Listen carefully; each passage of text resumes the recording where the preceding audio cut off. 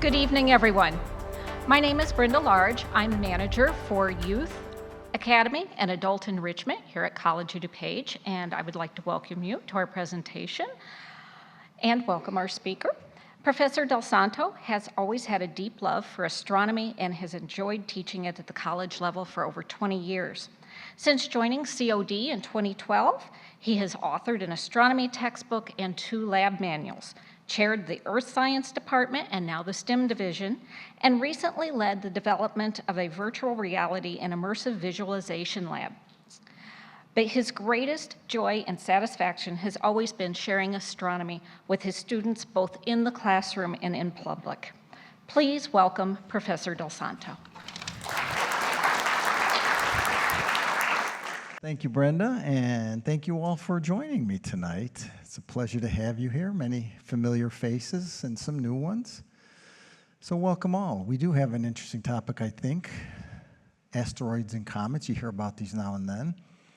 But as I've told a few of you, I think already tonight, I couldn't help but realize when I did this topic, there would be a third part to this, the risk of asteroids and comets. So we're going to get to each of those in turn, and here I'll kind of lay out for you the questions. We'll start with the asteroids.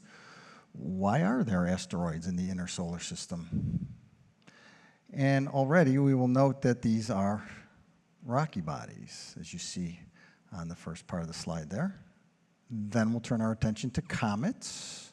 Why are they in the outer part of the solar system, and why are they icy in nature? What are they like? Their properties, sizes, distances, all that kind of thing. And how do we know that? We'll try to share with you how we have figured all that out. And then finally, that last part, what risk do they pose to us? We'll examine the evidence. Has Earth been in danger in the past? Is it in danger now? We're going to get to that. Okay, so let's get started with asteroids. What are they? Well, these are relatively small, rocky objects in the inner solar system. And by that, I mean generally between the orbits of Jupiter and Mars. They're orbiting around the sun, just like we are. Some are quite large, several hundred kilometers in size, others smaller.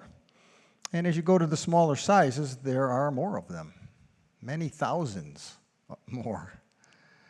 And in fact, we have, as you'll see here already in some of my pictures, sent spacecraft to visit them, gotten close-up looks. Long ago, all we had was little dots of light in the sky to study, and we could glean a little bit of information from that. But as with so many other parts of astronomy, we've learned so much now by visiting these objects with our spacecraft, so you'll get to take advantage of that. You see here pictures of 3 of them. Got to tell you right off the bat here, I always call them the giant potatoes. That's what they look like to me. I don't know about you. Okay. Why are they shaped like this? Why aren't they nice and round like the Earth? Well, very simply, you can see in my explanation that small bodies don't have enough mass and therefore not enough or strong enough gravity to shape themselves into a spherical form like the Earth. Earth's a big planet, lots of mass, powerful gravity, turns out spherical. The other large planets in the solar system, likewise, but not these smaller objects, okay? They just don't have the mass and the gravity to shape themselves because they're rocky in nature, okay? The largest do approach spherical shape, and you'll see an example of those a little bit later in the presentation. Well, I mentioned that they orbit between Mars and Jupiter, and I got to tell you, this is one of those pictures that we just can never quite get right because it sure makes them look like they're all crowded together, doesn't it? And they're not. Generally speaking, they're millions of miles apart, plenty of space between them.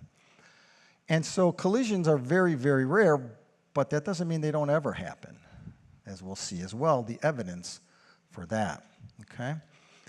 And yes, occasionally a few of them wander close to Earth. And we actually have a name for them. We call them near-Earth asteroids. And we tend to look at those a little more carefully, okay, as we'll get back to, okay? But why are there rocky bodies in this asteroid region? Well, the simple fact is because they're relatively speaking closer to the sun, it's relatively warmer, and any object out in that region is going to feel that heat of the sun and is going to gradually lose its ice. Now later, we'll find out objects farther from the sun than Jupiter tend to retain their ice. Makes sense, right? It's really kind of a temperature boundary, so to speak. Okay? And so we have two different types of objects, again, to discuss tonight as well.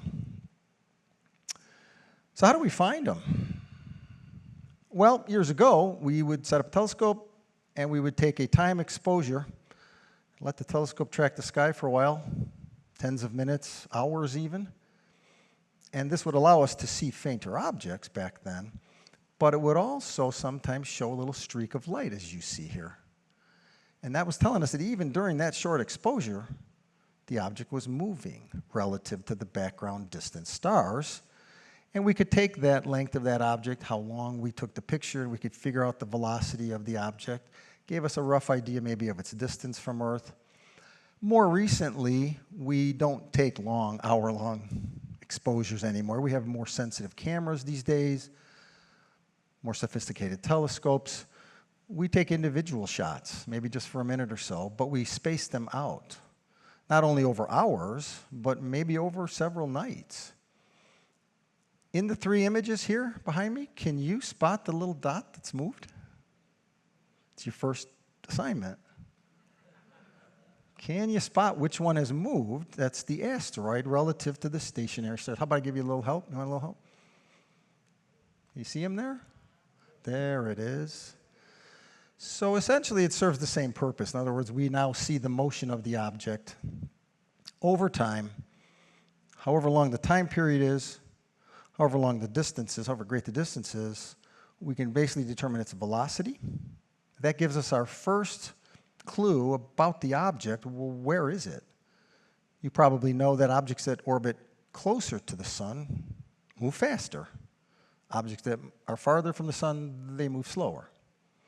So this is our first way to begin to put together the orbit of the objects. And you can see, again, to the right there, some of those that are drawn in for us. Many do not have circular, I would say most do not have circular orbits. Others maybe do. But whatever the case, we can take those measurements, those observations, those positions over longer and longer periods of time. And the longer we do that, of course, the more accurate our data becomes for us to understand the orbits of the asteroids. Okay, well, once we have orbits, where do we go from there?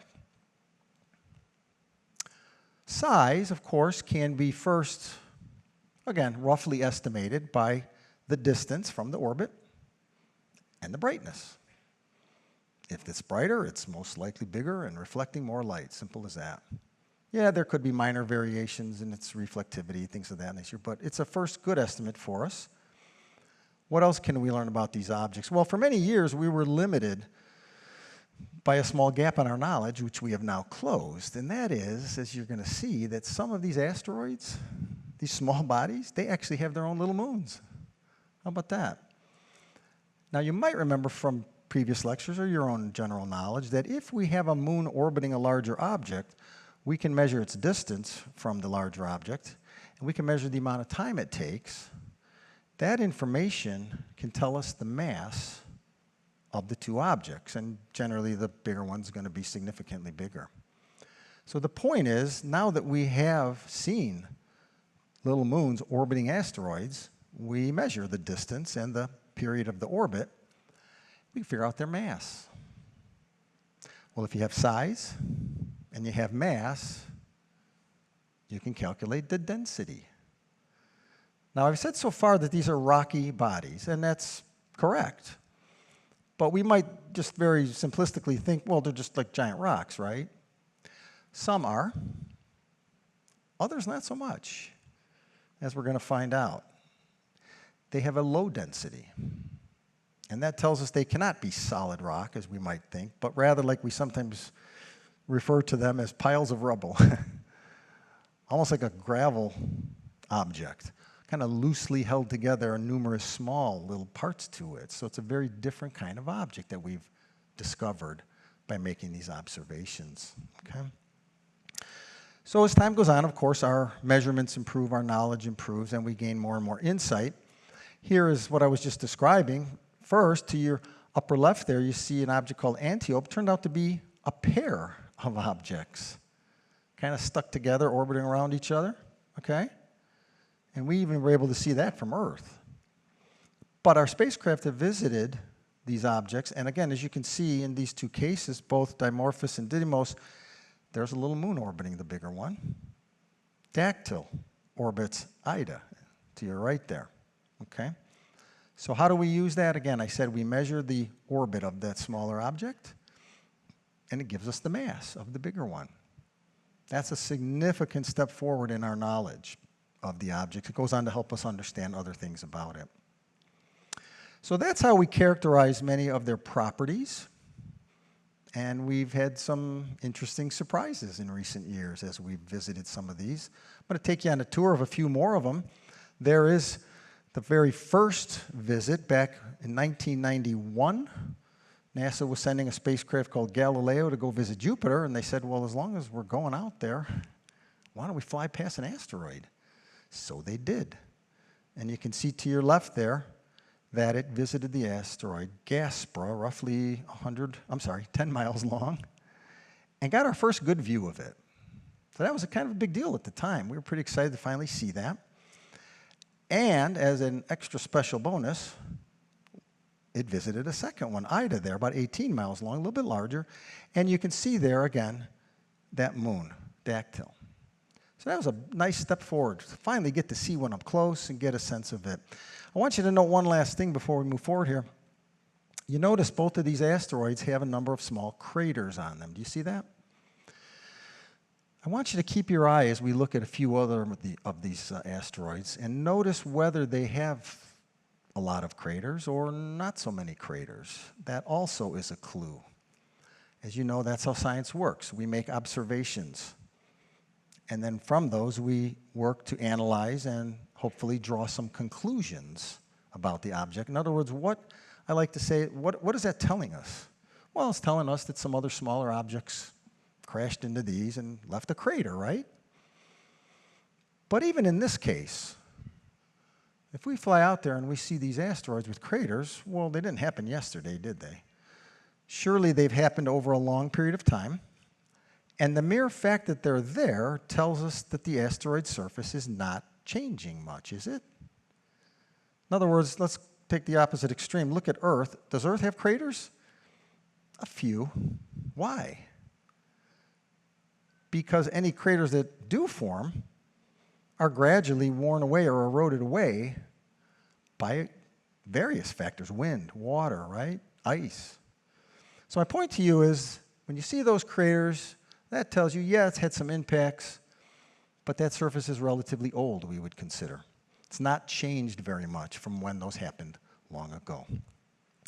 Okay, next up in 1997, the Near-Earth Asteroid Rendezvous mission was sent to go to that asteroid you see to your lower left. But once again, on the way, why not swing by another one? So Big Matilda was the target here. As you can see, much bigger, 36 by 29 miles. That's a pretty big chunk of rock, isn't it, out in space? And as it flew by, it took us this picture. You can see, obviously, facing you, one large crater. Most of it's in darkness. But at the top, you see a kind of a slanted view of another crater. We don't really see all that well. But this asteroid took some pretty big impacts, didn't it? Okay? So again, what I said earlier is still true. Impacts are very rare. These objects are pretty far apart, but they do happen. And in recent years, we've seen even more evidence for that. By the year 2000, NEAR reached the asteroid Eros. Very unusual shape. Look at that. In fact, as it went into orbit around the asteroid, the irregular shape of this thing caused the gravity to be of different strengths at different positions. The spacecraft would literally kind of move inward and outward just a little bit because it's not a nice spherical, uniform gravity field. So that was kind of an interesting thing. So NEAR studied this object for over a year. And as the mission was going to wind down, scientists thought, why should we just turn it off? They decided to land on it. Because it was a very small object, the gravity would not be all that strong. It's not like if you try to land on Earth or even our moon, the gravity's pretty strong. You better have a pretty good way to slow yourself down, right? Well, that's not so much the case here. So they were able to very carefully use the spacecraft thrusters to gently land on the surface and keep communicating. That was kind of neat, okay? You notice my last point here. Relatively few craters on this object. So what would that be telling us? Is it likely that it was not impacted very much? Probably not. In other words, most asteroids are going to a certain degree, experience roughly the same number of impacts. Well, why does this one have fewer craters on it?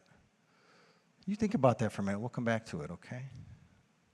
Let you think about that for just a minute. Next up, the Hayabusa spacecraft visited a very small asteroid you see just to the left of the great big giant one. I've enlarged it here so that you can get a better look. But its actual size, these three are all pretty much relative to scale. So obviously you see one very small one, kind of a little bit larger one, and then of course the great big one here, of course. Okay. See any craters? Not so many. Now in this case, it was our first good close-up view of an asteroid that we now think does belong to what we mentioned earlier, a rubble pile, loosely bound, almost like a big kind of amount of gravel out in space, loosely held by gravity. Remember, gravity is doing its work even on smaller objects. There's no wind or air out in space. There's no reason for this object not to do this, okay? And so anytime there might be an impact, it pretty much shakes the whole object, and any material can gradually fill in the lower areas, gradually filling in the craters. Can you see that from the appearance of it? Okay. By 2008, the Rosetta spacecraft was flying past this object here first, Steins, and then reached huge Lutetia a little bit later. Again, giving us a nice view of not only smaller asteroids, but some a little bigger. And we could compare their properties and sizes and masses and all those kind of things to learn more about them. Have you heard of OSIRIS-REx? More recently, this was a very ambitious mission. By now, we had gotten a little better at making some good educated guesses at which objects may be that looser type of material that I keep talking about. And so it went to the asteroid Bennu to get a sample. So that was pretty exciting. As they flew out there, you can see an artist's impression of it here. And the idea was not so much to land and stay a while. It was more a matter of let's just touch down and grab a sample and then lift right back off.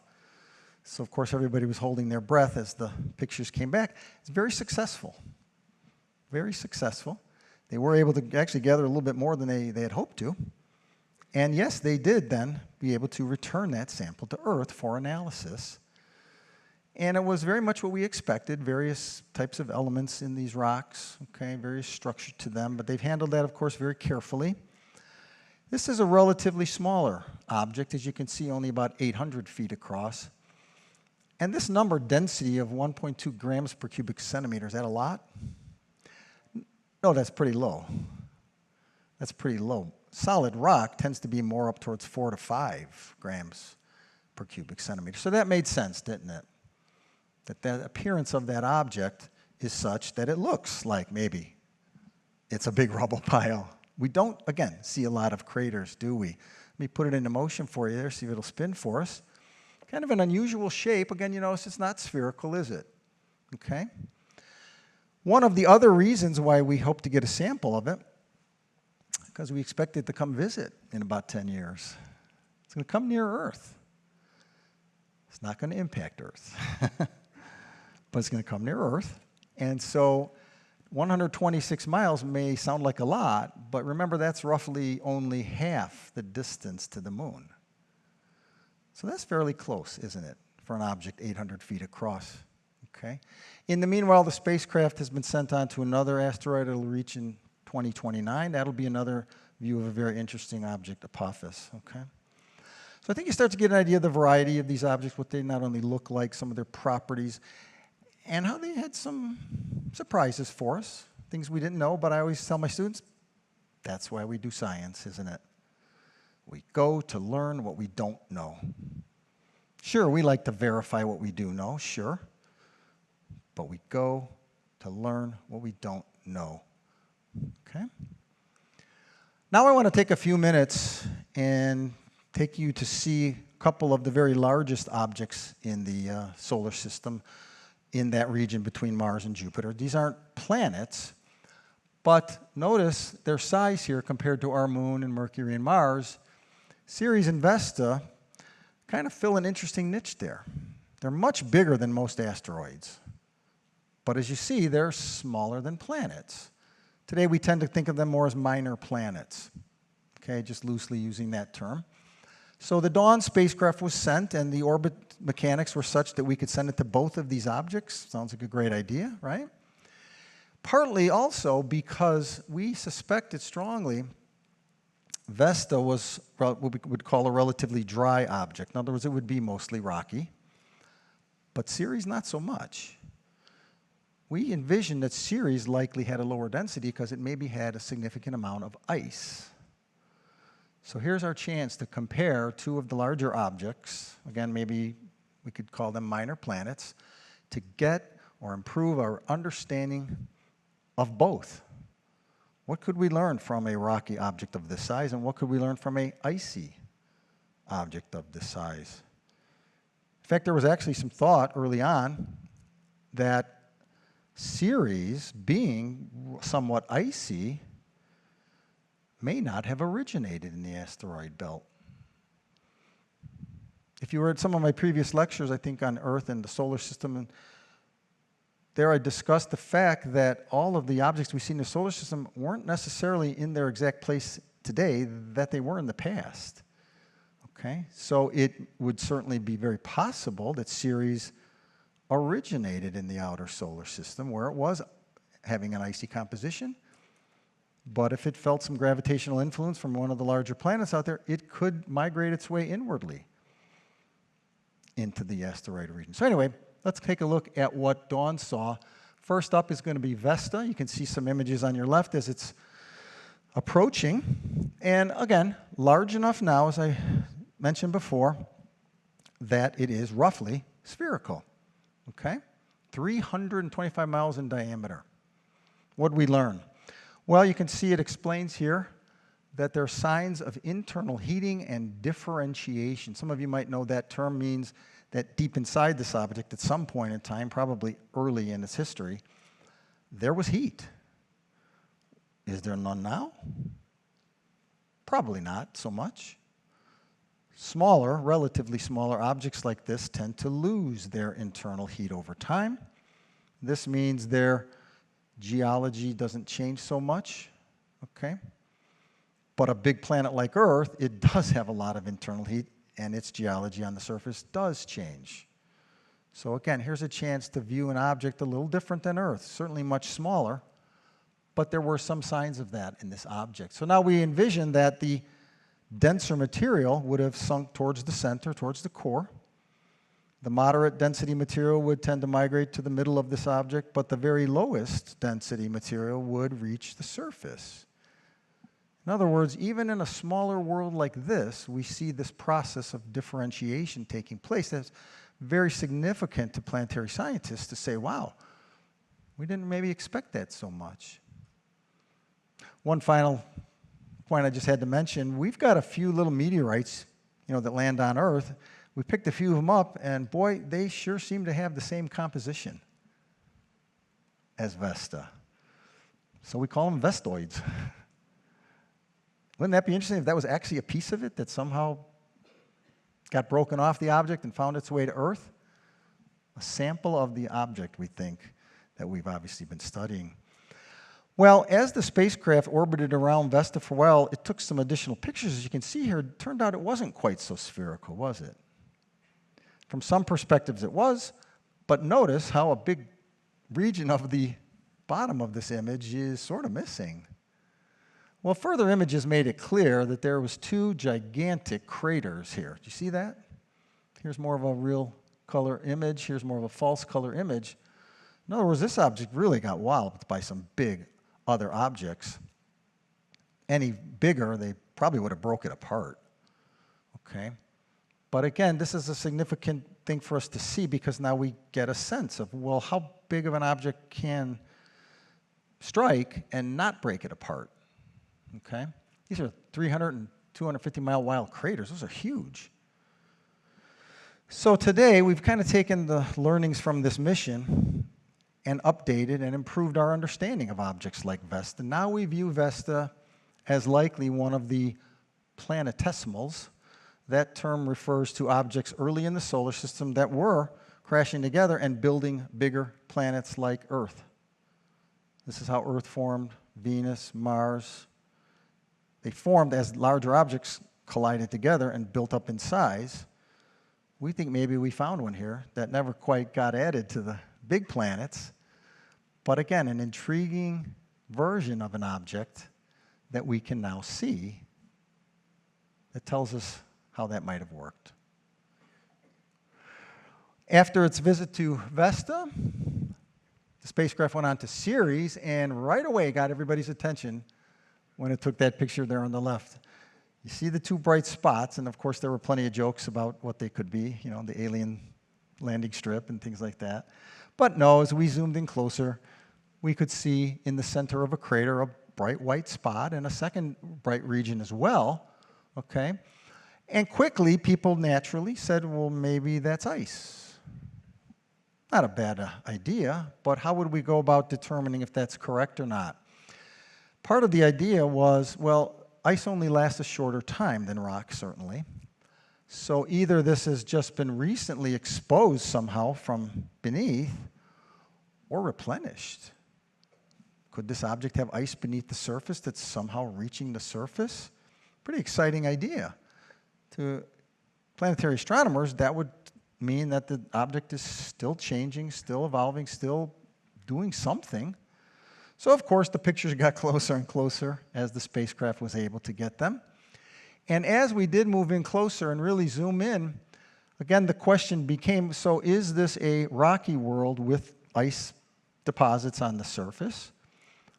Or might it be an icy world, kind of covered with the rest of it in dust? See how that could both possibly be true? Could it even be that the ice is brought to the surface through geologic activity? That would be a big finding. Again, a relatively smaller world. Could it have geologic activity? Most of you know that requires energy inside the object to drive stuff to the surface. Think of Earth's volcanoes, right? Could it even be something else? Well, after further analysis, we decided to just go with this idea that it's a world somewhat between a rocky world and an icy world. We now think the bright areas are more mineral deposits, possibly left by an ancient body of water. Can you imagine that? Could there have been an icy world that had water on its surface? We haven't proven that, but we've certainly opened a very interesting idea there. Now, I have to admit I haven't done the very latest update on this to see the very latest, but you get the point, I think. Here is a very much younger area of the surface. In fact, I think I have here, yeah, the bright central peak has been estimated to be only 4 million years old rather than 30-some million years old. So again, whatever it is, there's some geologic activity in this object. Interesting to fill in a little bit more of the picture for us about bodies in our solar system. Well, that then has brought us outward in the solar system. We've seen a lot of the different rocky asteroids. We've kind of also touched now about one that has some ice to it. Let's move out, shall we? Let's move onward and outward and talk about small icy bodies now in the outer solar system, comets. Who here's seen a comet? Yeah, quite a few of you, okay. We'll come back to that in a few minutes. Got to tell you, down through history, comets have been very frightening to different civilizations. We can go far back, hundreds of years BC, that the Chinese were observing comets. At some point, of course, Europeans started observing them, other cultures. They didn't know what they were, and they were very frightened. Some thought they were some type of sign from heaven, but they had a very ominous tone to them. Many thought for a while they were just simply something that happened temporarily and went away, or maybe it was something that the Earth was spewing up into space. Who knows? Lots of different ideas I've been reading about in the history of comets. Here you see, by the way, back in 1066, they're all pointing up at Comet Halley. They're kind of frightened by that. What does that mean? Does that mean this kingdom's going to be overthrown and this one's going to be successful, or vice versa, you know? And boy, I got to tell you, the comet of 1577, that looks pretty exaggerated almost, doesn't it? That was quite a comet. There have been comets that have appeared, from our perspective, to stretch halfway across the sky. You believe that? Can you imagine what that would look like? And if you didn't know what it was, you might be rather frightened yourself, right? But today, of course, we've come a long way. We've learned that these are actual physical icy bodies orbiting the sun. Much of this was established by people like Isaac Newton, Edmund Halley, and others, who took the measurements and carefully realized and analyzed to the point where they said, no, this is an orbital path. This object's orbiting the sun. We, of course, on the Earth are moving around, and we're watching this, but they began to realize what these objects were, okay?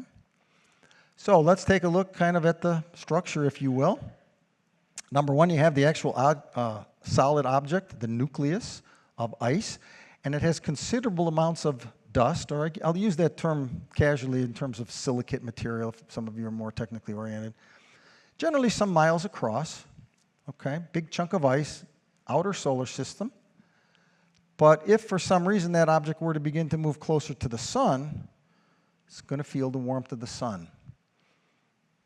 Now, the ice can't melt into a liquid in space. There's no air pressure in space for a liquid. But it can change directly into a gas. Okay? And the term we use for that, you'll see in a minute, is sublimate. Okay? Remember that? But as I mentioned, this ice is not by any means pristine. It's also mixed in with this dust. And so as it approaches the sun, warms up, the ice sublimates, and the dust is released. And you can see here our dust tail. Okay?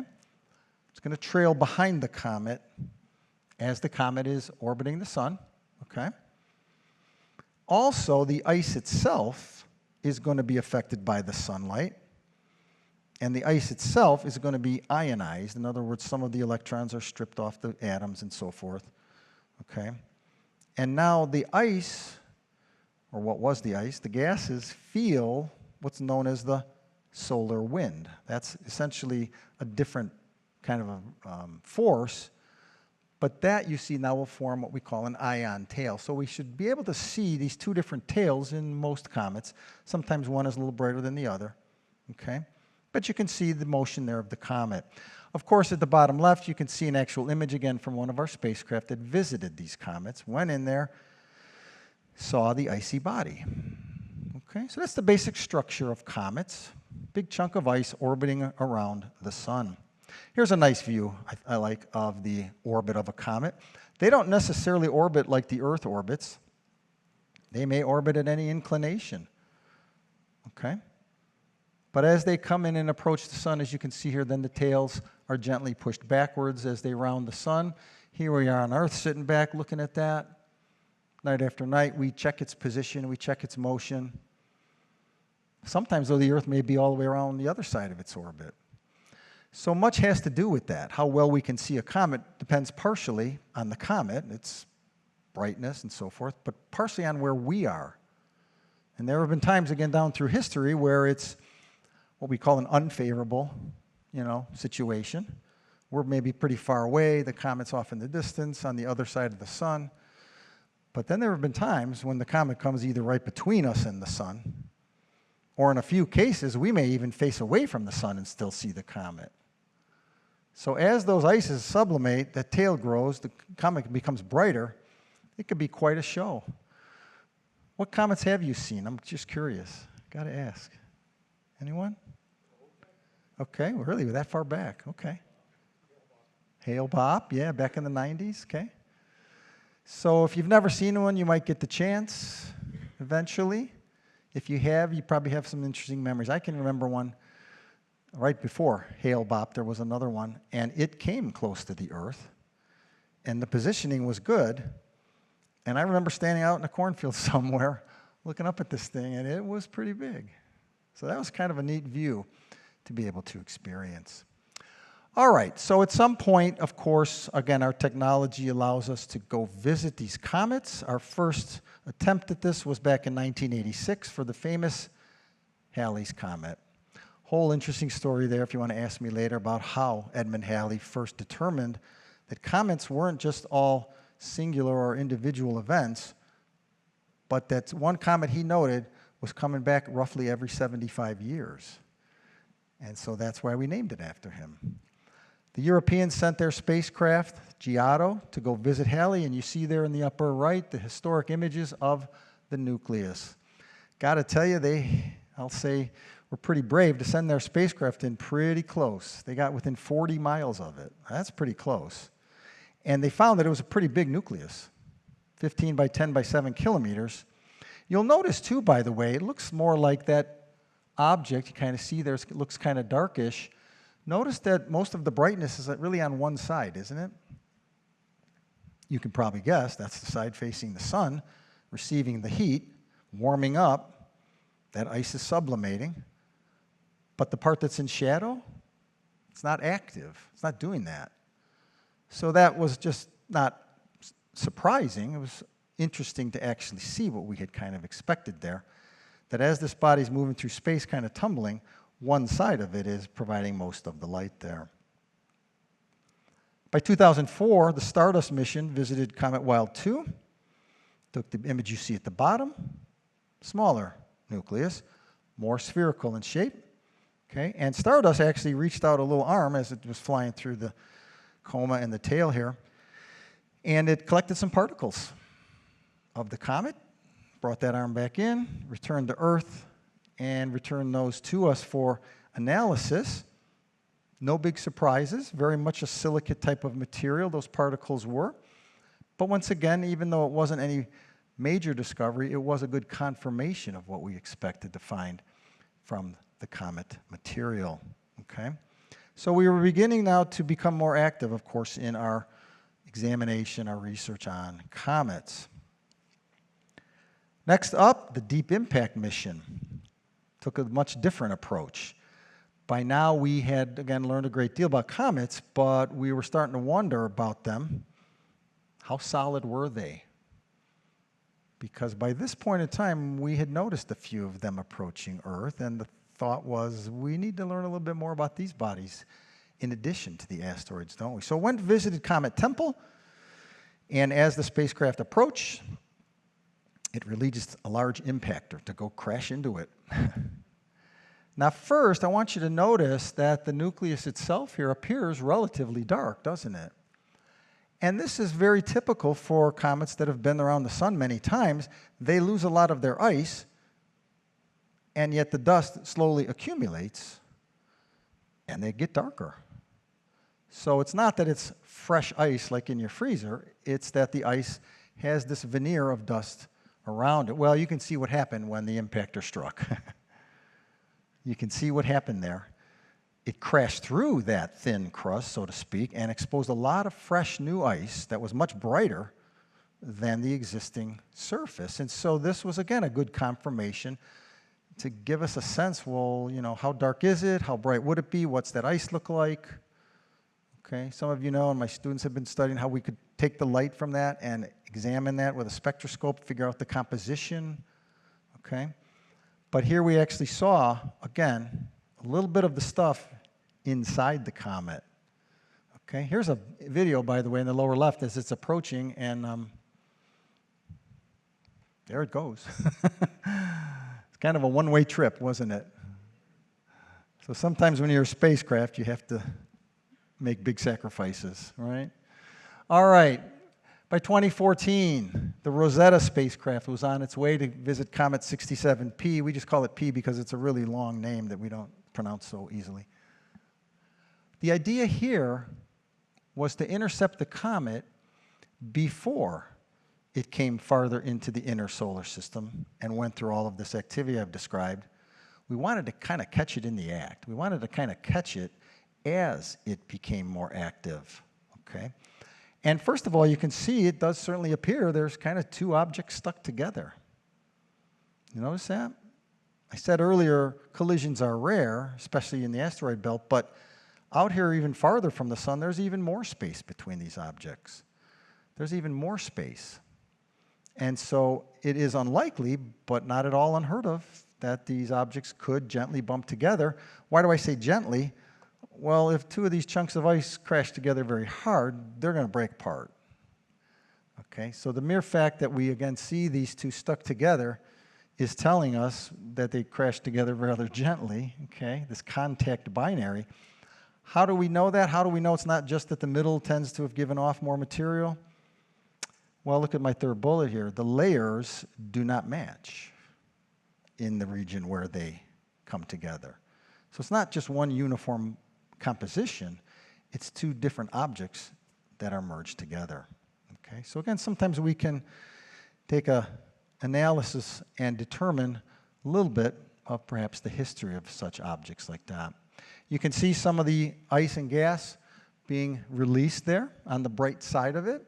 Okay, what else did, Rosetta find? There's a little better view down to the lower left. Well, it attempted and succeeded in the first landing on a comet. The main spacecraft released a small object, and you can see it about to land there on the right. And the good news was it survived the landing and gave us some very good information, but the bad news was it tended to fall into this deep crevice on the surface, tumbled down there fairly deeply where it could not get much sunlight to charge its batteries. So it didn't last as long as we had hoped. It only lasted, I want to say, about 18 or 20 hours. But we did get some interesting results from it. What were the results? First, the surface is very porous.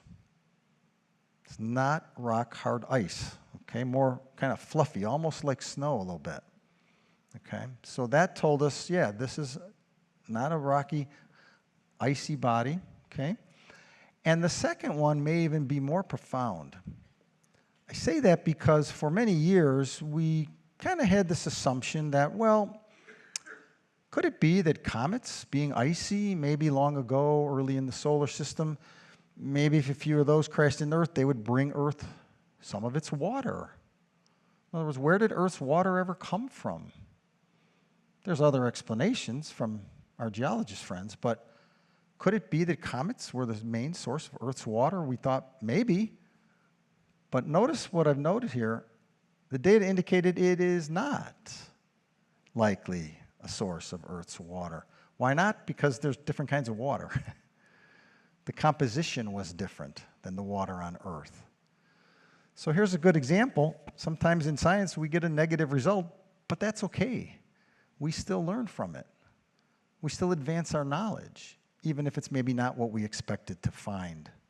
Okay, so a very significant finding from Rosetta. Well, time would fail if, of course, we tried to tell you about all of the visits to comets, but here again are the nuclei of a few of them. You see Halley there on the left, larger than average, isn't it? Some of the other ones we talked about, Comet Wild 2, 67P, Hartley, Borley, and Temple, and notice several of them appear to be contact binaries. Now again, you might think, well, wait, you told me that the mergers were not very common. No, but they do happen. They do happen, as you've seen. So rocky asteroids, icy comets, pretty interesting bodies. We learn a great deal about not only themselves, but we learn about their place in the bigger picture. How did the planets form? Why are there these smaller objects? What's their place kind of in the bigger system of the of our solar system? And all of that gradually, again, enlarges our knowledge, our understanding of our solar system. But where do these comets come from? Well, up until just recently, my slide said they came from two main groups. I've had to update it. The two main groups you still see here, the Kuiper belt and the Oort cloud. I'll get to those now. Those were named after scientists who discovered this, okay? But just recently, maybe you've heard, we've found a couple of comets that maybe have come from outside our solar system. Let me come back to that. What's the Kuiper belt? As we're going to see, the Kuiper belt is a region beyond our planets, beyond Uranus and Neptune out there. It tends to be a relatively flattened disk of material. You can picture all these small icy objects kind of orbiting around the sun, and every so often one of them gets a little nudge and it falls inwardly towards the sun. As you can see, these are shorter period orbits, and by that we mean generally less than maybe 200 years or so, because their distances are only about 40 to 80 times that of Earth's distance, only 40 to 80 times, okay? And again, importantly, these are at least roughly in the plane of the solar system. In contrast, comets that come to us from the Oort cloud are coming from a much greater distance. Instead of tens of astronomical units, likely thousands of astronomical units. So obviously they're going to take a lot longer periods for their orbits around the sun. Their orbits are not constrained to the ecliptic as Earth's is. They can come in at any angle from any direction we may see, and we've noted that. So these two main groups are, again, another example of a bit of a mystery for scientists to solve. Why is it like that? Why are they coming from kind of two major areas here? Let me explain that. And as I said just recently, we've caught just, I think, up to 3 now that are coming from so far away. We realize that they are not gravitationally held to the sun, but they come from outside of our solar system. Okay, so let's get into that. First of all, the Kuiper Belt comets, I said, they are orbiting the sun very much in the plane of the ecliptic. Sure, they may be tilted a little bit, but not a whole lot. Periods generally less than about 200 years. And again, their orbital distance is about 40 to 80 astronomical units. So they're very much within our solar system. These are the ones we tend to notice regularly returning, like Halley's Comet. Okay? How about their origin? Why are they in this kind of flattened distribution, so to speak? Why aren't they just randomly all over the place? Well, the short answer is we think that these also are small leftover planetesimals that never were included or incorporated into building bigger planets like the ice giant planets in the outer solar system, okay? And there's reason to understand why that's the case. In the outer solar system, they're even farther apart on average than the asteroids are in the inner solar system, so there's just not that many of them sticking together, okay? And from time to time, some of them actually feel the gravity of those outer planets. They may change their orbit, as we're going to see in a few minutes, okay? In contrast, as I described, the Oort cloud you should envision as a much, much larger region of spherical shape. Why spherical? Let's walk through it. Their orbits, as they approach the sun, are coming from all different directions, okay? Not in the ecliptic. They don't always go in the same direction. And they're much, much larger, I said, many thousands of astronomical units often, obviously taking much, much longer, many hundreds and hundreds, even thousands of years for them to orbit. So again, two kind of distinct classes, if you will, of their orbital characteristics. Where'd they come from? We think these were comets that probably were originally closer to the sun. They probably were possibly even part of the Kuiper Belt. But over long periods of time, and I do mean hundreds of millions of years, occasionally a few of them would wander close to the Jovian planets, and the Jovian planets might actually pull them in, but for the most part, they're going to fling them outward to a much greater distance. And of course, those comets can approach the planets from any direction, so they can get flung out in any direction and form this roughly spherical distribution, okay? In fact, in one of my previous lectures on the solar system, you might remember me talking about the fact that even the planets in our solar system, the Jovian planets in particular, we think have kind of shifted their orbits a little bit over time. So as they've done that, they would definitely disturb some of the distribution of comets and fling a lot of them out. So it does fit what we see in the orbital characteristics to attribute their origin, as I said, to what we just explained there, okay? Well, time for the third question. Interesting, again, to learn all about the asteroids and the comets, what we see today, what we've learned, but look at this question. How could asteroids and comets affect us? See here a rather ominous artist's illustration of something striking Earth. Okay, so let's examine that. You've probably heard something about that in recent years. And indeed there are both asteroids and even a few comets now that we call near-Earth objects. Several thousands of near-Earth asteroids, a little over 100 near-Earth comets. How do we know that? Well, we can measure precisely their orbits now and project it into the future and say that comet's going to end up coming here, or that asteroid's going to end up pretty close to us. You see here one example. Back in 2014, an object came only 25,000 miles from Earth. That's where many of our satellites orbit. That's pretty close. Our moon orbits 10 times farther than that from the Earth. So that's pretty close. Okay, here on the lower right, a comet, Hartley. It comes really close to the Earth from time to time. So the point is, there's certainly this basic fundamental evidence that some of these objects' orbits bring them near Earth. In recent years, we've gotten better not only at our observations, but our calculations of their orbits, and we can project them with more accuracy, okay, and understand if they're going to come close.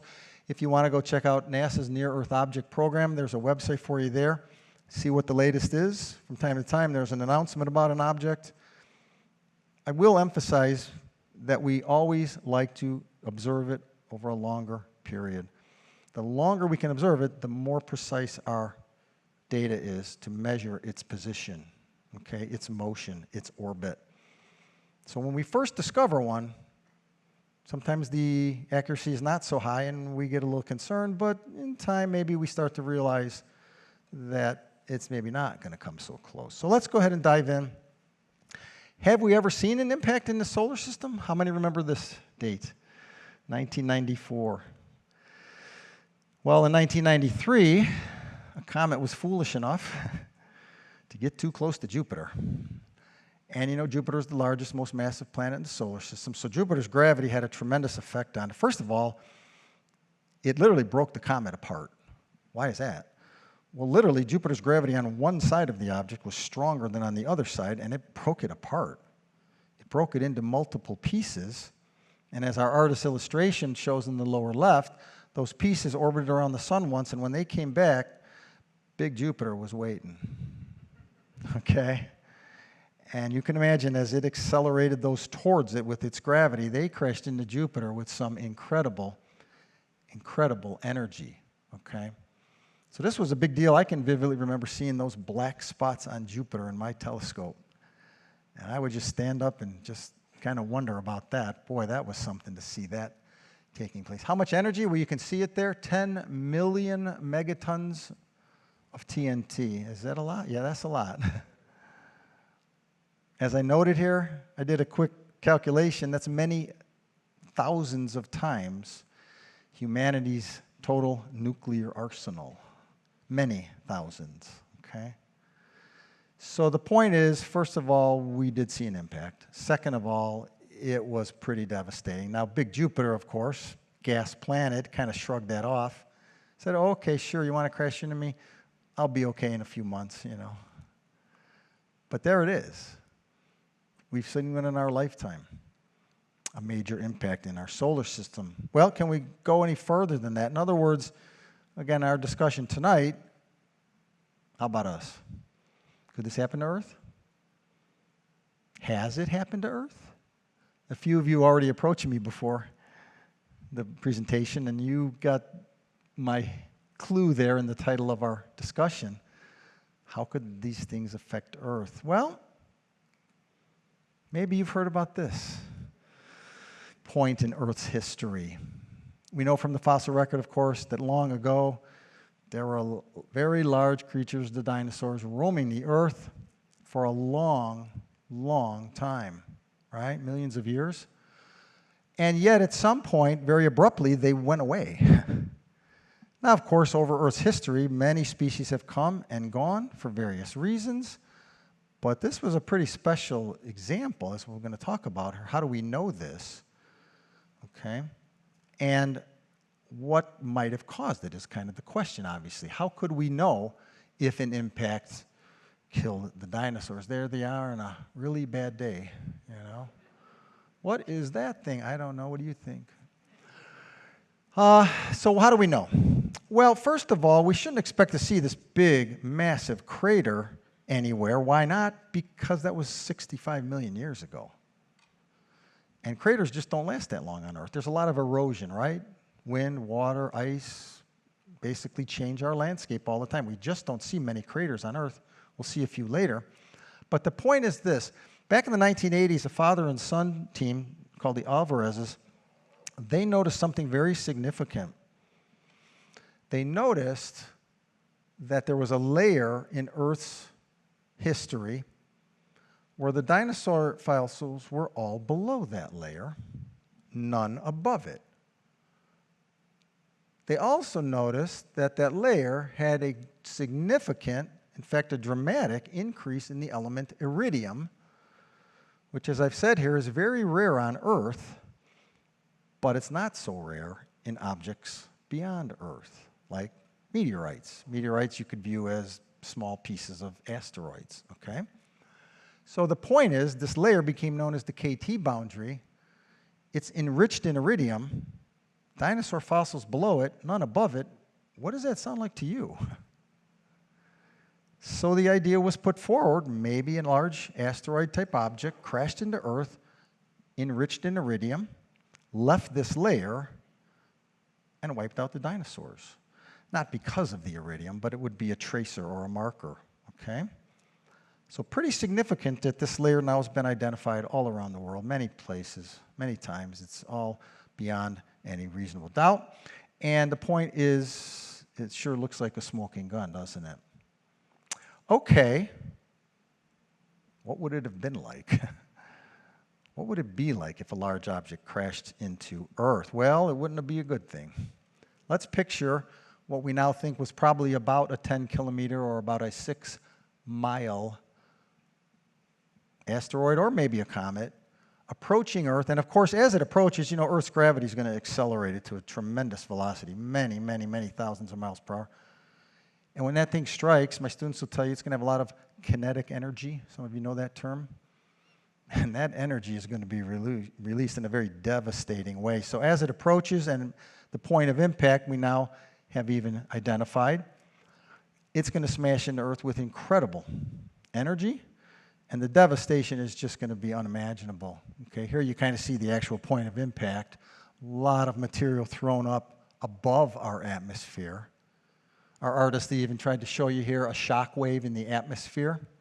Okay, so clearly the immediate area is completely devastated. Any life in the area is going to be wiped out, but it goes farther than that. Let's play this out and see what we have found. Initially, of course, you're going to have, again, this devastated area, and things are going to quiet down at least a little. But the final point I'll make, I said, is that we're not going to necessarily find a big crater anywhere here on Earth from 65 million years ago because it's going to erode. It's going to erode quickly. Okay? So how else could we find this, though? Surely there's some evidence, right, besides the iridium layer. Actually, we have found a crater. It's just not on the surface. The Yucatan Peninsula, I heard somebody say, is where this is located. And deep beneath it, you can see some of the images here we've taken showing the dramatic type of structures deep below it. You notice the circular channel here. Even on the surface, apparently there's a lot of these little small lakes that make a nice circular feature showing where the Earth's crust was fractured. Okay? Correct size, a little over 100 miles. Correct age of the rocks, right about 65 million years. And the type of rocks experienced a very strong shock.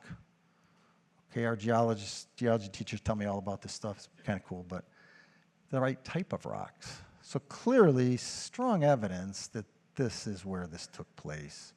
The timing, the size, the composition, all of that tells us an object struck Earth with considerable, well, impact, forgive the pun, back at that time. What were the long-term consequences? Oh, it was bad.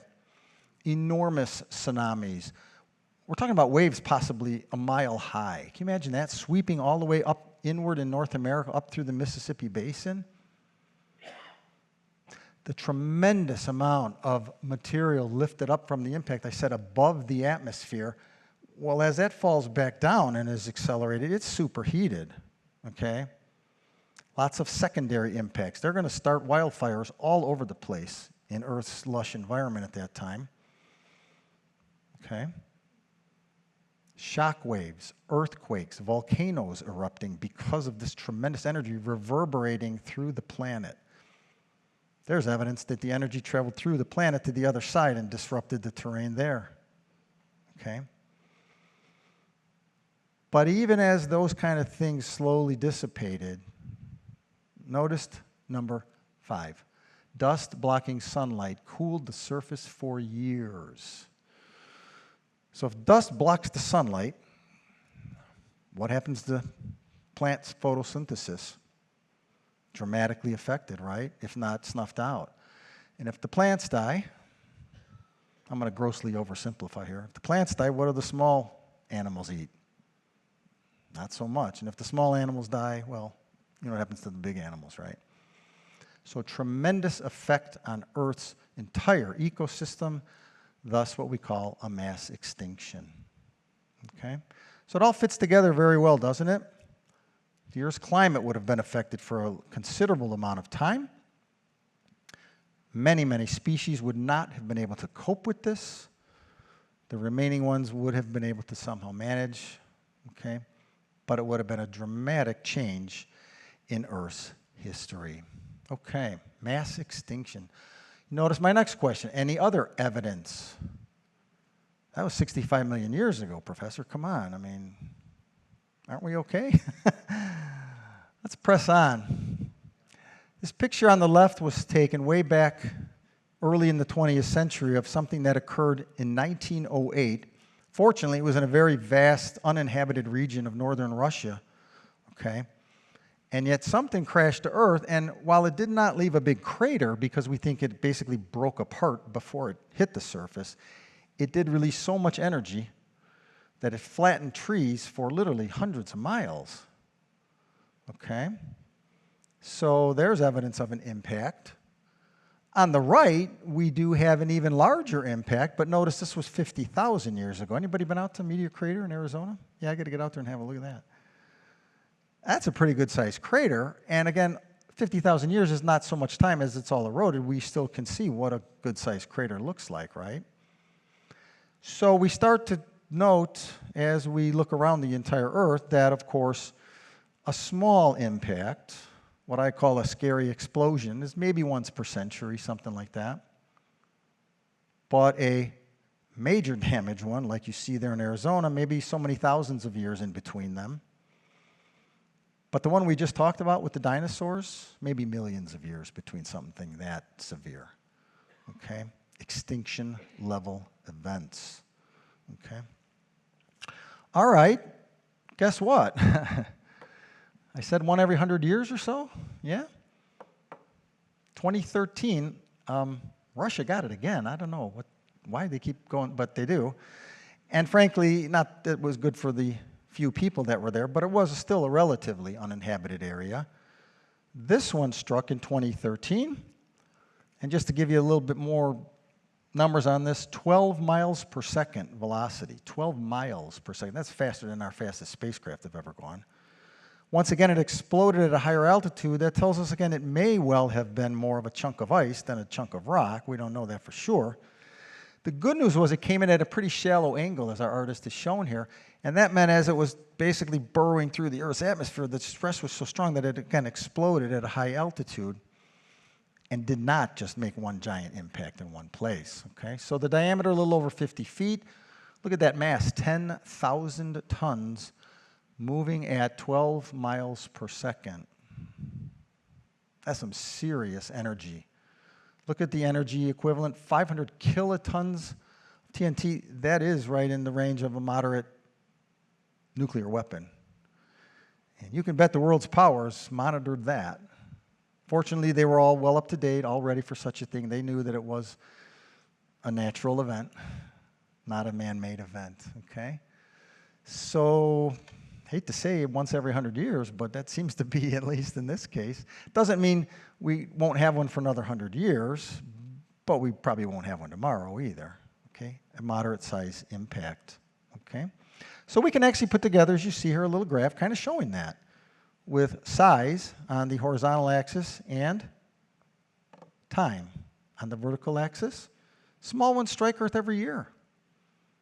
But as you move up to larger sizes, they become less frequent, don't they? Okay? And as you can see way down in the lower right there, of course, mass extinctions may only take place every so many millions of years.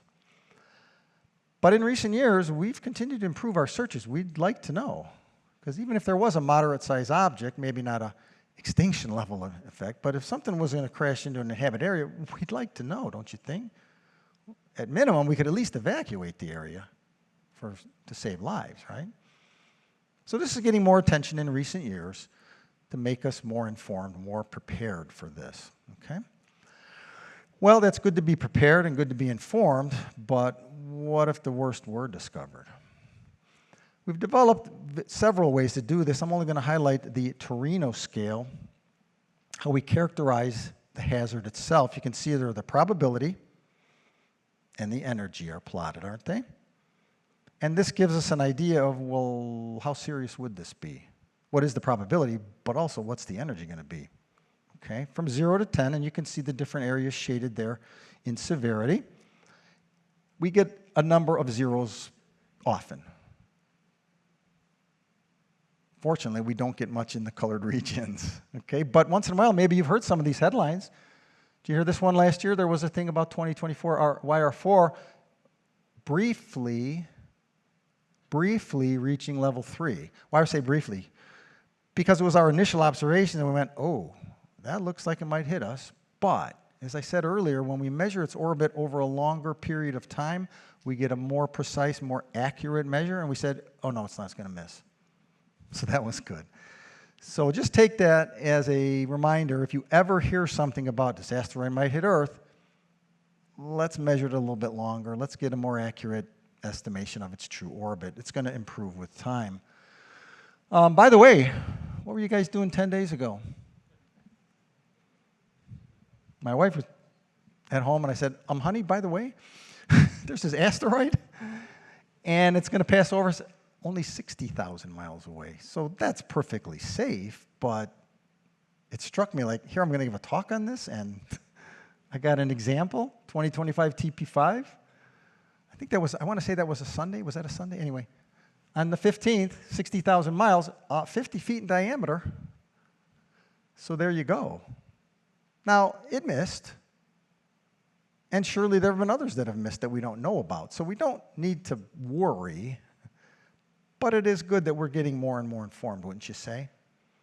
All right, so if we are being more informed, if we're more knowledgeable, if we see them coming, so to speak, what could we do? Again, as I've tried to make the point, our surveys show no immediate threats, so you can all relax, exhale, okay? The first thing is people say, why don't you just blow the thing up with a nuke, right? No, that's not the answer. If we blow one up, we're not going to get one big impact, we're going to get a lot of medium-sized impacts. And that'll just spread the devastation. So that's not the answer. Besides, we have no idea, contrary to what Hollywood tells you, that we can blow up an asteroid. These are objects miles across, okay? So just blowing up a nuke on its surface is probably not going to break the thing up. Deflection. Deflection, changing its trajectory, is a much, much better idea if we get to it early. If we get to it early, even if we only have a very modest effect on its orbit, that will slowly accumulate and will slowly get it to miss Earth. You follow my point there? All right, so what have we done? Well, just recently, NASA sent the DART mission, Double Asteroid Redirect Test, and they did change the path of an asteroid. Only a little bit, but they did it. So let me show you this little video here. And as I'm just talking through it, you'll see DART on the launch pad, of course, getting sent on its way to go encounter this asteroid here, Didymos and this little moon there, Dimorphos. Now, these were specifically chosen. Number one, that they're small enough we thought we could move them. And number two, they were reachable by spacecraft. And number three, we could watch it happen. So here comes our spacecraft. It's approaching, and it's going to release another separate camera to watch as it heads for the moon, being smaller, to see if we could nudge its orbit just a little bit. Okay, so here's our brave little spacecraft gonna head out there. There goes the camera. It's gonna sit back and kind of watch and radio back home. And as I said, it approaches the main asteroid, zooms in on the moon, and offers itself the ultimate sacrifice in our defense, right?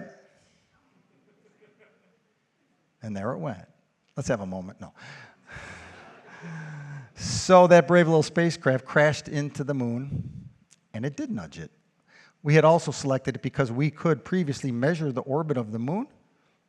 And so afterwards, we measured it again, and look at the numbers. We were pretty excited. We changed it from 11 hours, 55 minutes to 11 hours, 23 minutes. Is that a lot? Yeah, that was a lot. Now, granted, it's just a first test. It's a small one, but they proved the concept. If by chance we happen to know of something coming and we got to it early enough and we gave it a nudge, maybe we could get it to miss Earth. Sounds like a good idea, don't you think? So scientists were pretty excited. We thought we might only change it by 5 or 10 minutes. We changed it by more than that, okay? So that was a very positive thing that came out of that mission, was say, wow, we could really do it. Again, small asteroid, first test, but it proved the concept. There's a couple pictures over on the left from our remote camera sitting back, okay? And on the right are actual images from our, well, brave little spacecraft on its way in to sacrifice itself. You also get a sense of the sizes. As I said, they're not real big, but they were enough for us to do our first test. So let's just give a moment here to watch the last few minutes of our spacecraft. Got to tell you, when it hit, you can tell from the images on the left, there was a lot of material released. All right, so there goes the main asteroid to your lower left. We're going to zoom in, and well, here we go. They're actually going to slow it down the last few frames. And you know what that means, right? Yeah, no more spacecraft. So anyway, the point being, we did, in fact, succeed in that. Notice that 35 million pounds of dust, we estimate, were released. Wow, that's a lot. 30,000 times the mass of the spacecraft. It's not just that the spacecraft ran into this thing. It did. But what it released, basically they acted like kind of a giant rocket engine to push that thing. So isn't that interesting how they did that? That's pretty good. Early detection is essential. Early detection is essential for this to work. All right, so what's next? Well, you'll be glad to know that NASA is working on the next step. Near-Earth Object Surveyor is due to launch in 2027. It will search for more of these than we can from the ground. We have a number of projects searching from the ground, and that's great, but this one's specifically designed. And notably, significantly, it will have the ability to notice objects approaching us, and I can illustrate this, from the direction of the sun, because they're not easy to see from Earth. But it will have the ability to block out the sun and be able to see anything approaching us, sort of what we might call a blind spot, okay? So again, it's a step. We're by no means immune, but we're taking steps. I think that's pretty neat to know. So what do you think? While asteroids and comets are fascinating objects, we learned a great deal about not only them, but their place in the solar system. I think we also have seen that throughout history they have affected Earth, and there's no reason to think they wouldn't from time to time affect Earth. And I'll leave you with the final question: will we be ready? We've taken our first steps. Thanks very much for being with me tonight. Great to have you.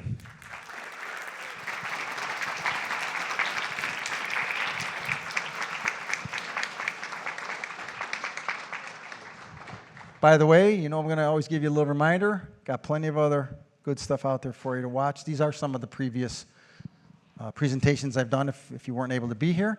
Hope you come back for future ones each term. But you can see the one on the stars, Webb telescope.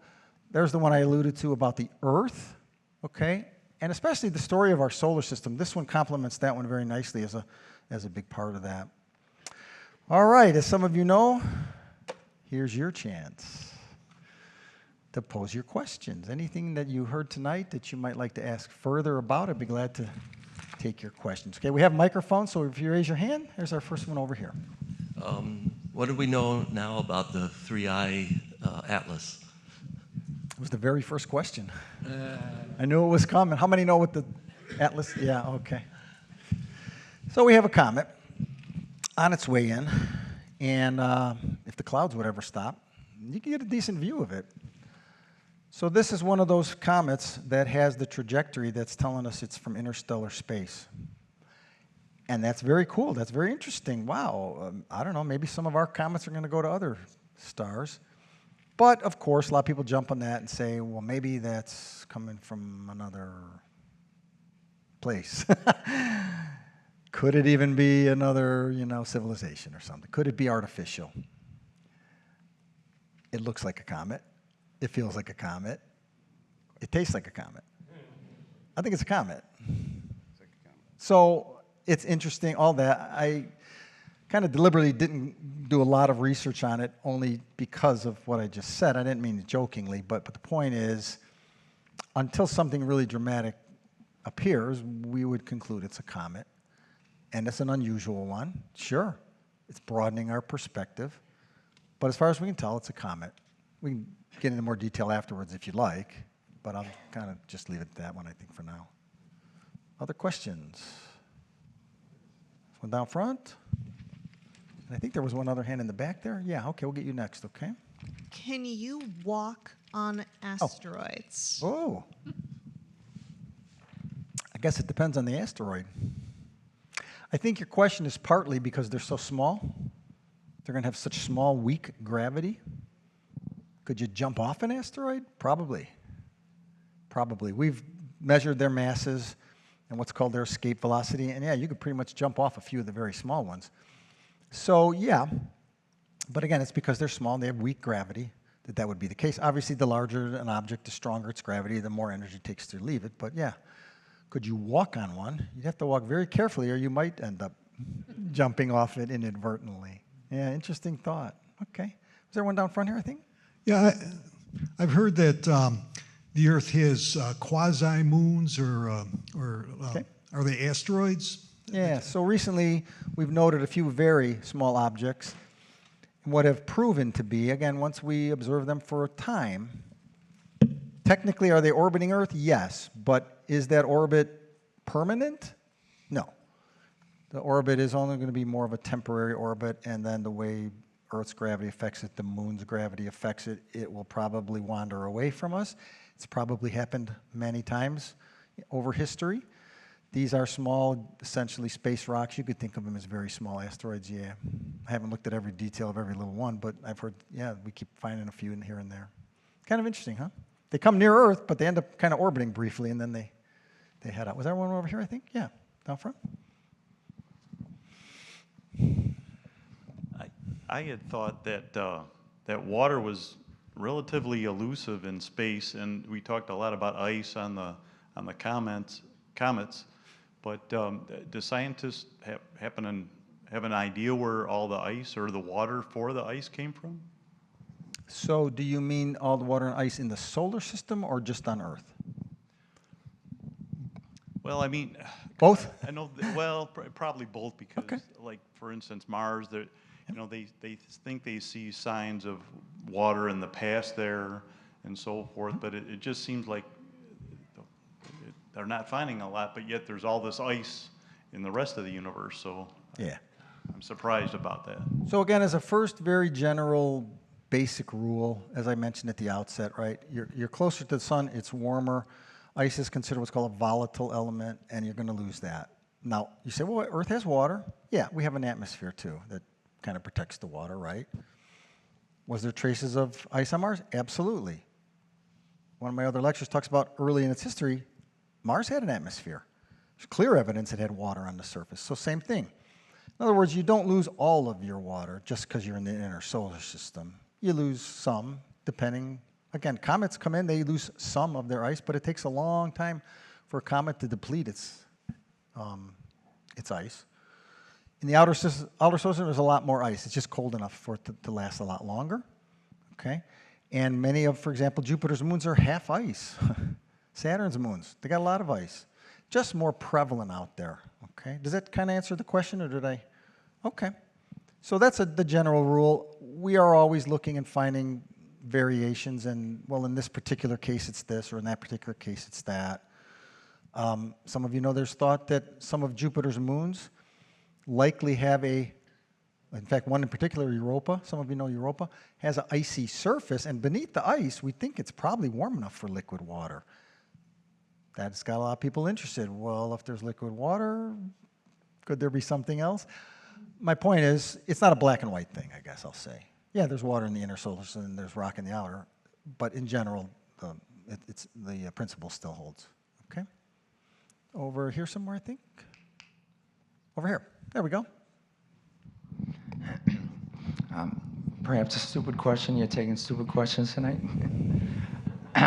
Back about the asteroid series, I believe it was called, and the shiny spots. Mm-hmm. And the statement was made that couldn't be ice because ice wouldn't last long. I need a better understanding of that because it's out in space and it's super cold out there. Okay. Yeah, good question. Once again, just going to speak kind of very generally here. Ceres is close enough that over long periods of time, mere sunlight not only warms it, but it breaks the ice apart.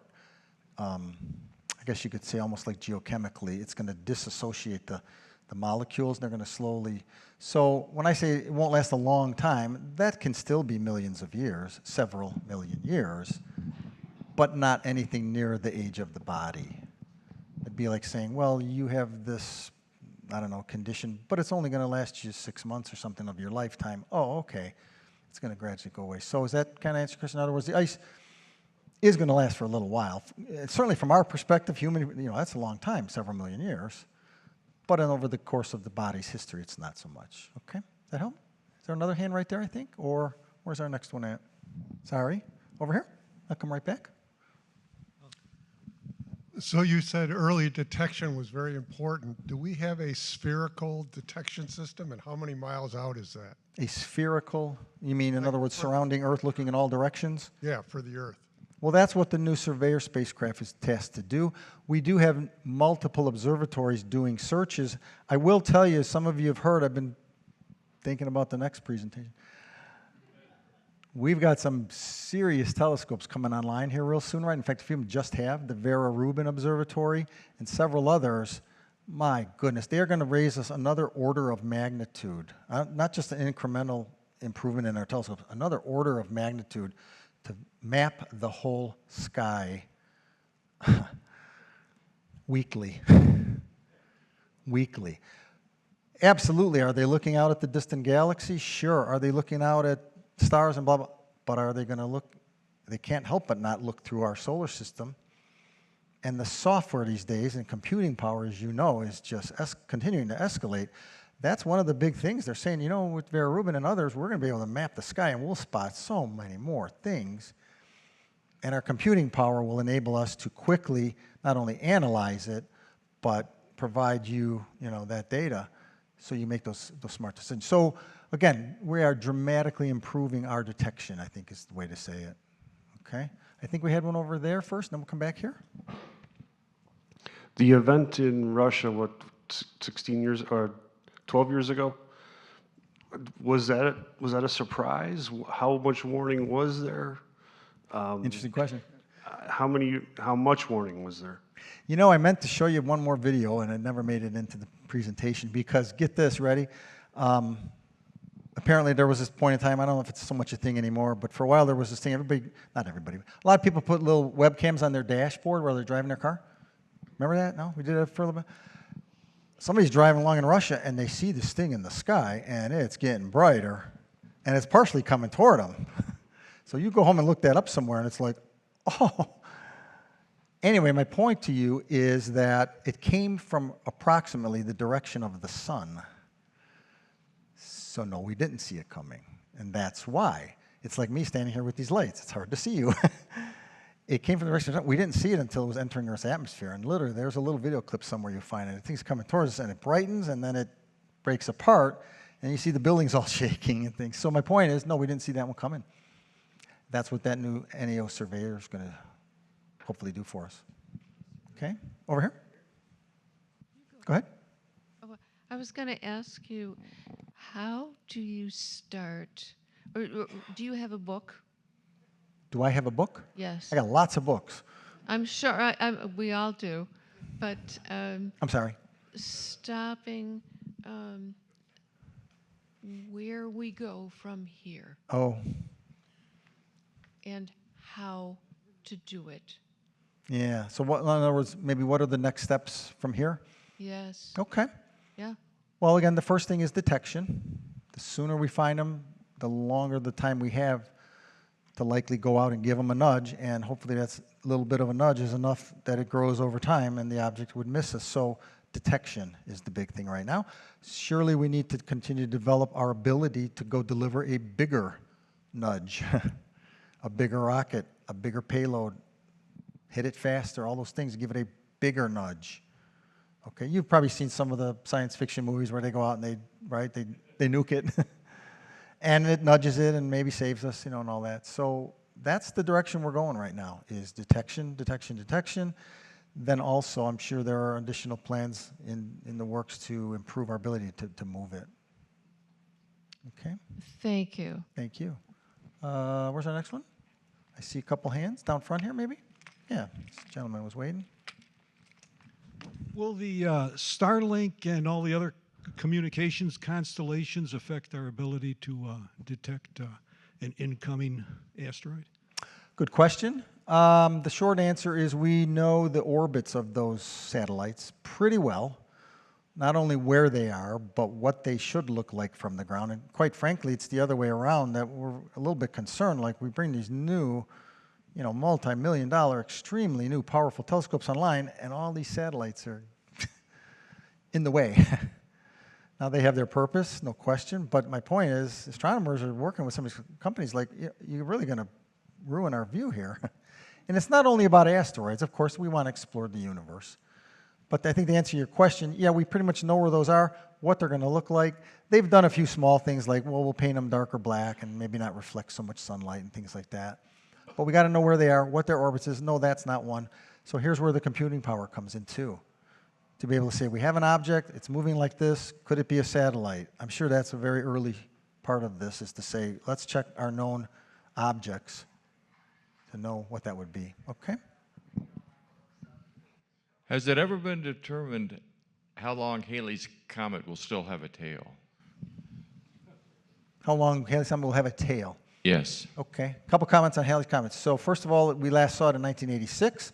Unfortunately, it wasn't the best circumstances. We were on one side of the sun and it was on the other. We still got a good look at it. I remember seeing it through my telescope. Maybe a lot of you saw it in 1986. But boy, in 1910, man, that was a spectacular view for us. So I think part of your question is, every time a comet comes around the sun, comes into the sun, loses some ice, right? In other words, how long does the ice last? Is that part of it? Yeah, so we've seen Halley's Comet now for many centuries. We can go all the way back. The Chinese saw it centuries ago. Still going strong. My students in one of my classes, they actually are given some sample data to tell me that. How long will this comet last? And it's just sample data. But comets can easily come back and be visible for many thousands of years. So we don't have an exact number for that because we don't know the exact amount of the ice in the comet and the exact geometry of every particular visit, but it's many, many thousands of years. Smaller ones may not last long. We actually, the final part of it, we actually have found a few objects. We look at them and we're like, it's kind of like a dead comet. So we have found a few that are sort of burned out, that look icy, but they're not doing much when they come near the sun. They're just not, and they're not asteroids. So it may be some thousands of years still. We'll have plenty more visits. By the way, just a quick trivia note, Halley's Comet just passed its farthest from the sun, Just recently. So the good news is it's heading back. The bad news is it'll be 2060 before it's back. So, did we have another one? Thank you. You mentioned that the comets have a different composition of water. Is it that they are heavier or are more rich in heavy water? Or is it methane ice? Or what makes it different? Yeah, I don't remember every detail, but I know it had to do with the ratio of isotopes in the water. There was some, what you call heavy water. And you basically, for our purposes, you just say, well, it's just not a match. It's just not. Now, of course, there's many things you got to look at there and say, well, why would that be? Well, could it be this or this or this? Was the comet in any way affected? Was the Earth's water somehow gradually changing over millions of years? All those kind of things. But the significant point was it was not a match. That would have been an easy answer. Well, look at that, it's a match, but it wasn't that. So now you start to say, well, let's rule some things out, but it wasn't a match. Yeah, we can dig into the details later. Okay. Any other ones? Over here? Okay. Hi, Joe. Hi. Would it be possible at all if a planet were to have a mass ejection that instead of an impact blows something of debris into an orbit and become a comet? Let me see if I got like a volcanic If Earth had maybe a eruption. volcanic eruption, it would shoot material up, and that might go off and be a Sure. comet. Okay. That's pretty unlikely. First of all, volcanoes are rock. And they, as powerful as they are, to my knowledge, they don't have enough energy to launch something to escape Earth's gravity. Our rockets are made, obviously, to do that if we want them to. But even as powerful as those are, I don't believe they're not really all that close to launching something to escape Earth. If it did, again, Earth's gravity is going to tend to pull it back. If somehow it magically was able to escape in some small way, it wouldn't be a very huge eruption. Or a very huge object. They just don't seem to have the power. What about a non-Earth planet?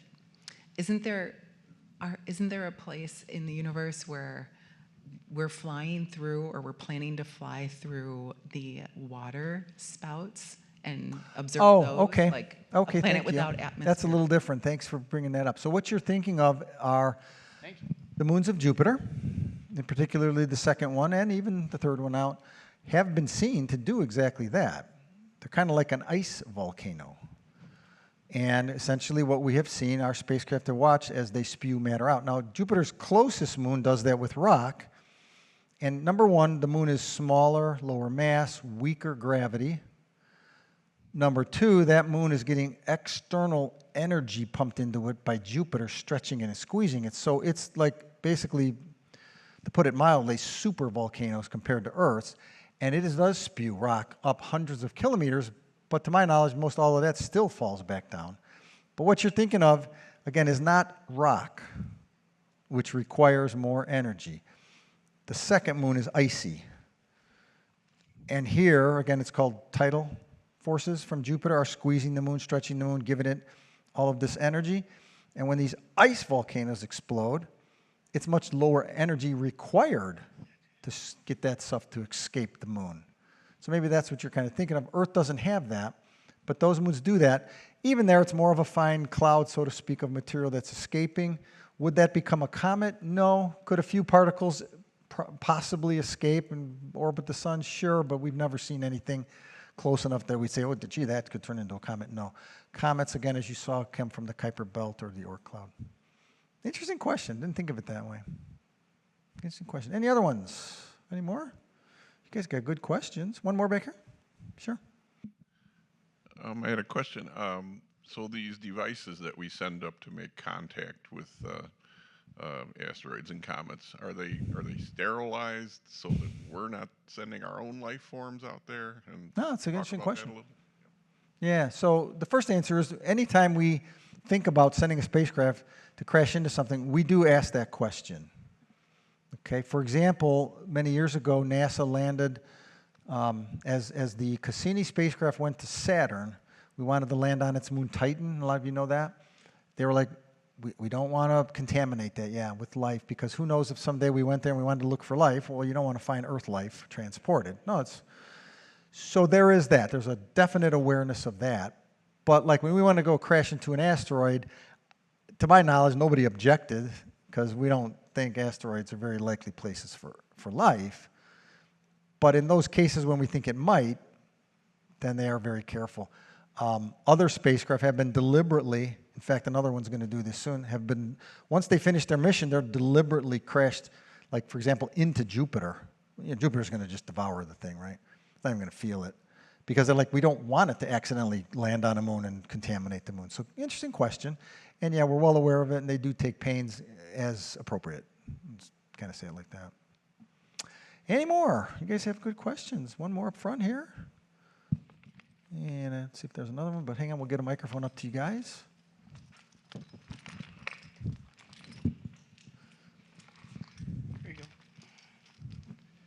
These objects like asteroids or comets, where do they understand the source of the water comes from? Have whatever we've observed so far, have they always had ice, or have they come from a bigger object that contains water?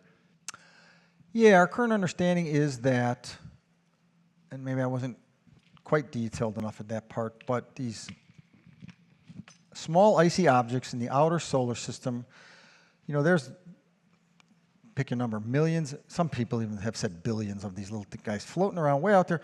They're just orbiting the sun, not bothering anybody. It's only rarely that occasionally maybe they feel a tiny bit of a gravity tug from one of the planets that they fall inwardly. So way far out here, they formed with ice. Okay, number one, hydrogen is the most common element in the universe. And number two, our planetary system, when the sun formed, it had some oxygen. So it made ice out there. And those things are a vast reservoir, we think, of ice out there. But every once in a while, one falls inward. Okay, did they come from a larger object? Pretty unlikely. Is it impossible? No. Again, rarely.